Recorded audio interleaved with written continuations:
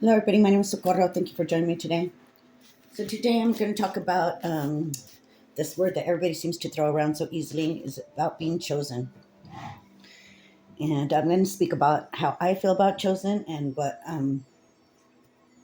I'm uh, working on right now is that I feel that we are all chosen.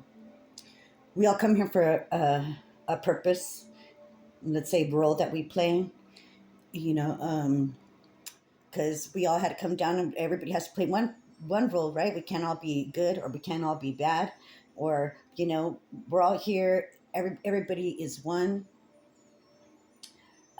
You, me, them, we, us. We're all one, and it's like a puzzle. Every piece is needed to complete a puzzle. Not just the colorful pieces, but the black pieces or the sky pieces, where there's so many sky pieces, or it sort of kind of coincides, right? We're all a piece. We're all one. We're not separate. We're not, because it for the puzzle to be completed, we need every single soul that is incarnated, right? So these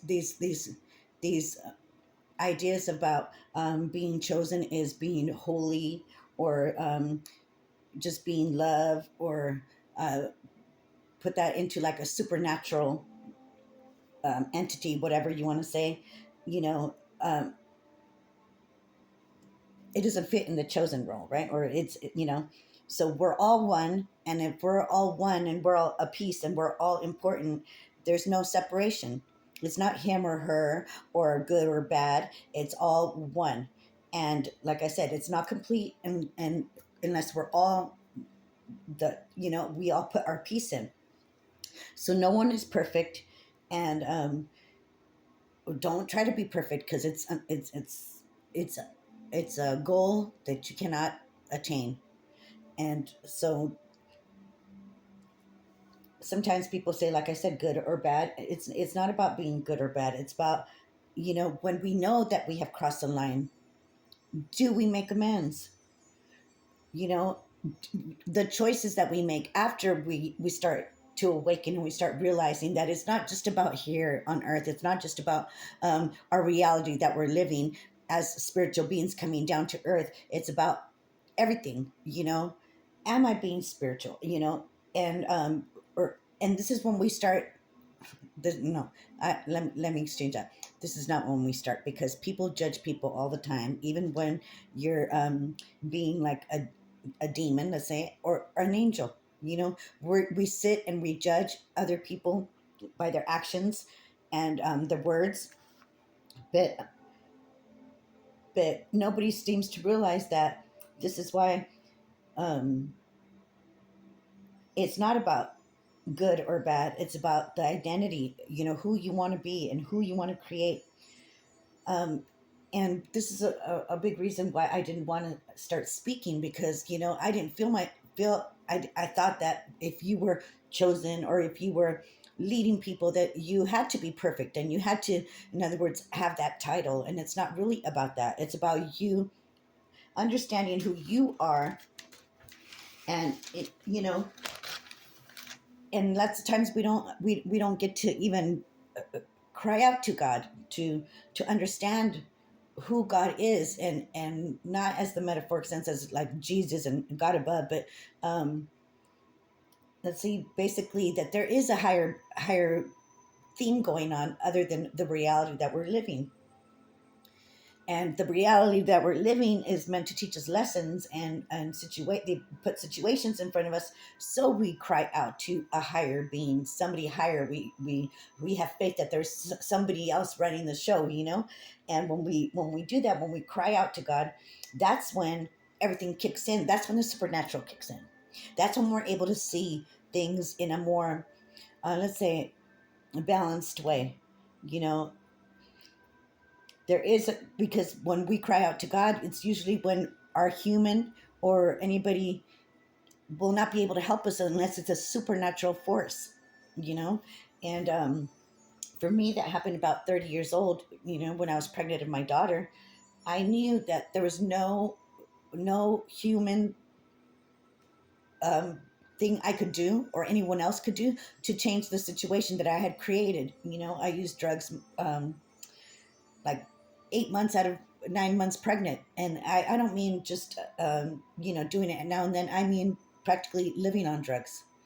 And at that time, I realized that, like all of a sudden I had this clarity one day when I woke up and let me see everything exactly how it was by seeing where I was sitting, the remnants of what I had done the night before, alcohol bottles, ashtrays, food half eaten, garbage everywhere, and I was able to like see what the hell, like it sort of kind of knocked me out of my out of the say pattern that I was living, right?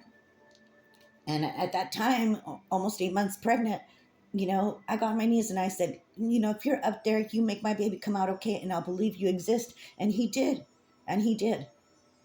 He did that. Praise God. Thank you. Hallelujah. And he did. And he let me know that he was real. And this is why the faith that I have, nobody can take that away from it, because that is not the only time I put him to the test. I put him to the test plenty of times. Stuff that no other person here on earth would have been able to create a miracle for me. That was these were my miracles. The stuff that I asked for God, I didn't ask for something that I could attain for myself. I didn't ask that anybody else could give it to me. I asked for something that was supernatural, and he performed it every single time. Every single time.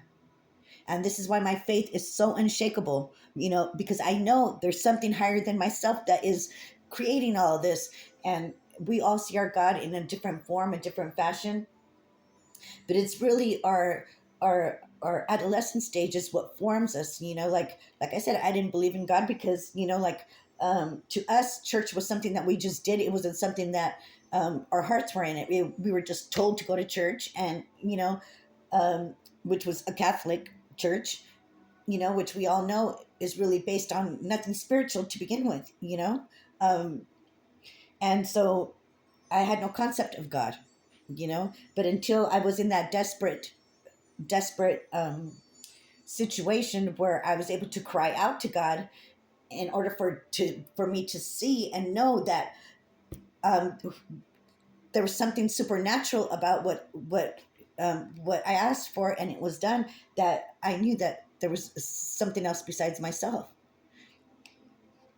And so when we're in our adolescent stage, our thoughts and our feelings, everything that everybody says that the environment doesn't matter, but the environment is what shapes us when we're little. And if we're walking around with all these wounds and stuff, we don't know any better, because that is what we know. And this is, for me, it was my self-esteem, that I was somebody that had something to say, something to help other people. They worked on my self-esteem, so I didn't feel good enough to speak up. Even if they were telling me that I was chosen, even if they were telling me that I had all this, I still could not see myself in that role, because I had been so crushed in my adolescent years that I wouldn't even listen to that voice. And the lessons that I've had is me, you know, looking at the people that were creating these agendas in my life, the people who were supposed to love me, who were supposed to protect me, and then me feeling unworthy and not feeling that I deserved any better.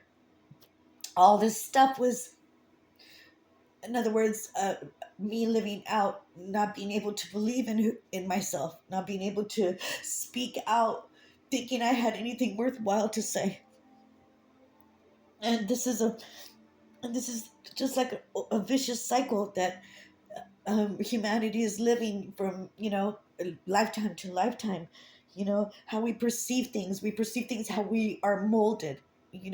And to break out of that mold is very hard. And this is why people don't want to awaken, because they have to deal with all this baggage that, you know it's painful. It's painful to deal with. It's painful to come to the realization that you're not truly loved by your family, your mother, your father, whatever, whoever it might be. That all the people in your life are, you know, are not for your highest good or for your best interest, or even aligned with what you're aligned with, or let's say have your back, or how would we say it, like basically the people that we have in our circle, you know, who are they really? And even after we find out who are they really, am I able to be still that light to that person, that family member, that lover, the friend, spouse, boss, however you want to say? Am I still be able to, am I able to still hold the light to that person, you know, and not really like, you know, oh, go say I'm holier than that, I'm holier than that, I'm holier than that. No, just by the way you, your actions that you take, the things that you say, the thoughts that you have about them, you know, and it's all a matter of how we perceive things. We judge others by their actions, but are our actions good? And then, and then we have to realize that we are not all healed people.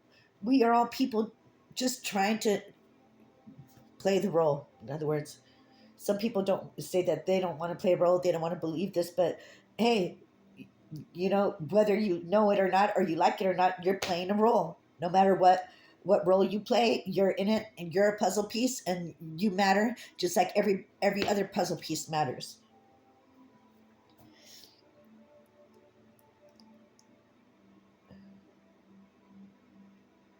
It's not about good or bad. Free will is, we have, you know, like I said, a fork in the road. You know, you don't have to take any kind of road. You could go in the middle, use your free will to stay neutral, not to be judging other people's, to love good and bad, you know, because it's not really good and bad, it's just us as one.